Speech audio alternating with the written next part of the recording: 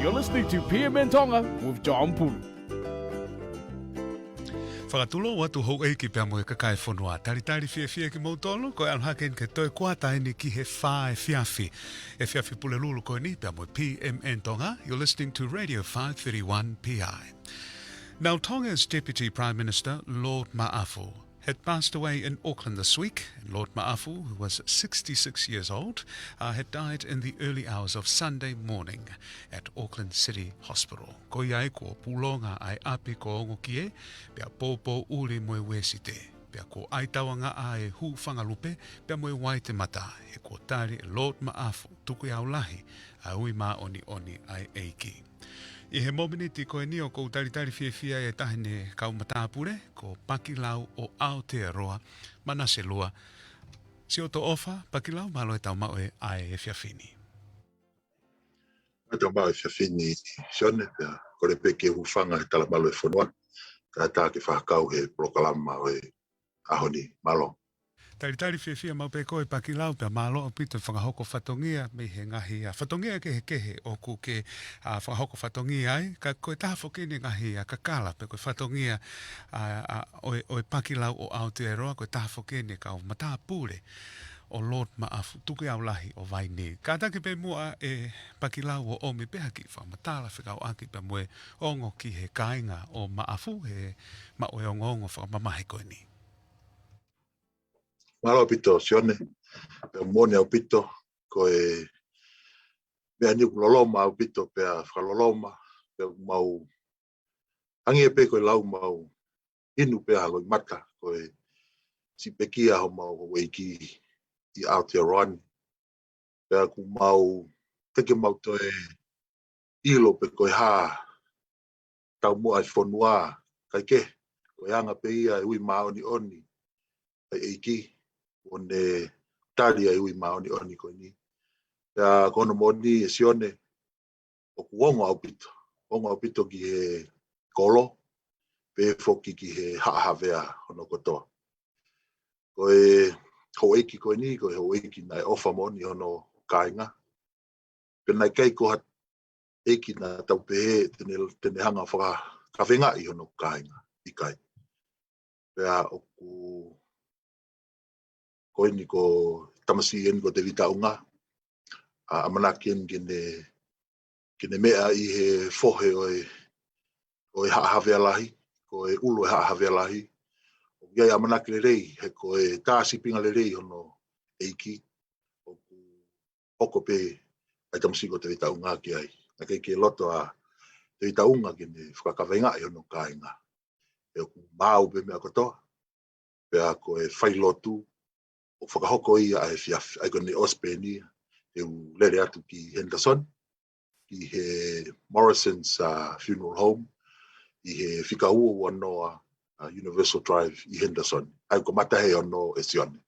Ko ia, te lava e Pakilau o kātak pe mua o tuku mai hangahi tutu uni ki ho mou kāinga, e lolotonga e taimi koe nu whakahoko e ngahi whai lotu pe moe ngahi momeniti whaka osi, pe moe Lord Ma'afu ki mua pe whakahoko ato e toenga whakafolau ai pekia ki Tonga. Ko ia sione, ko e winga pe toi ki whalolo maange ai pekia e ho eiki, winga pe fuku tau ke nofo pe i he malu o e COVID. Ko ia. Lahi fuki e whataptapui, winga pe ko e okay, takai holo pe vai lasi i Auckland. Tatau te fito ki he community ko ni atau tolu ai Matakari Pasifiki. Ono winga ia o whakangata ai ai fika ko ni o fua ke nau i he wharemate, ko e toko te au pe, ko e lao pe whoki e whanua. Neongo ia, kainga vai ni, tau tuku pe mua e ruaki whainga maari e ki he kau whakaafi make. Ko e hou iki mo te vitaunga ke nau CEO o whia kau ngā mamahi he tauwhaku ki tonu, i e esko tau whahau o e whangalupe. Kainga vai ni, kainga toko mololo, tau os ilo pe ho tau whatongia ke whai.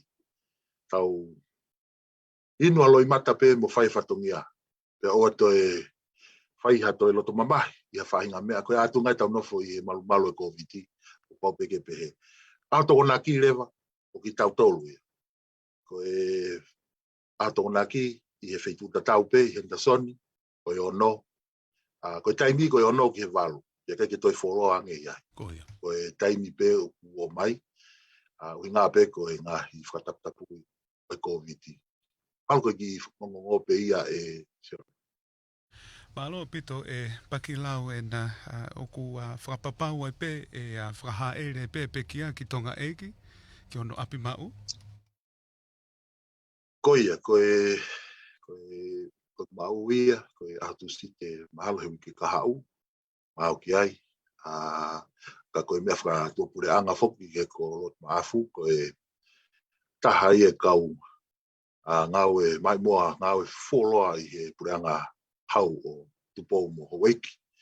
Na e toko ni pare mia whoki, pia to e minister i he taumaru i whanua kua tonga.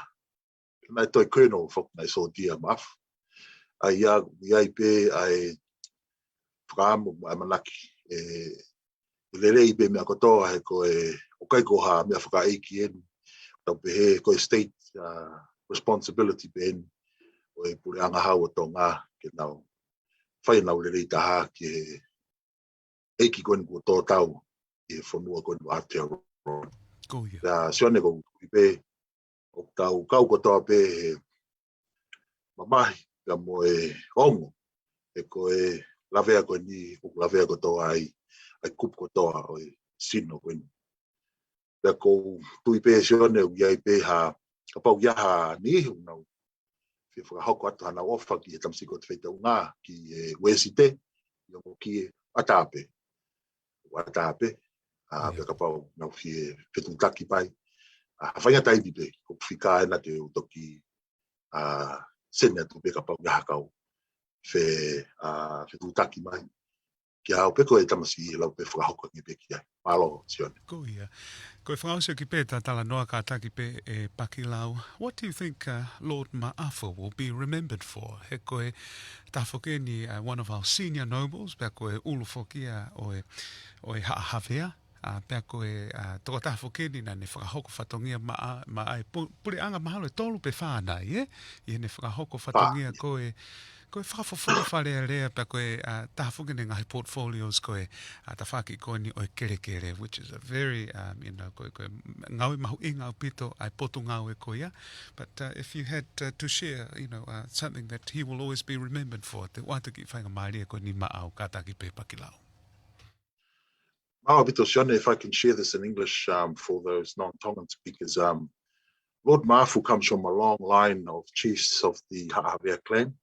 It's an offshoot branch of the Kanupolu line, straight from Hafoka, the son of Pataili Tuapiko, the third to Kanupolu. And Mafu is the head of the clan because Hafoka was the eldest of the children. Cool, yeah.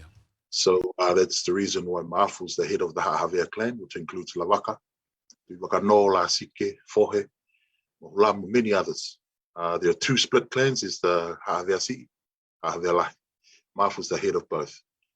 Mafu's also got hereditary lands and titles that are associated with a huge tract of the middle of Tongatapu, which includes the entire area of Vaini, out towards the edges of Wamotu, through to both coastlines. So his land covers both stretches of the coastline, Tongatapu to Biku. And he also has land in Pakamololo where the royal burial grounds are for Homo Whareono, his ancestor, where Princess Taone is also interred. So Mafu comes from a line of chiefs that dates way into our history of Tonga.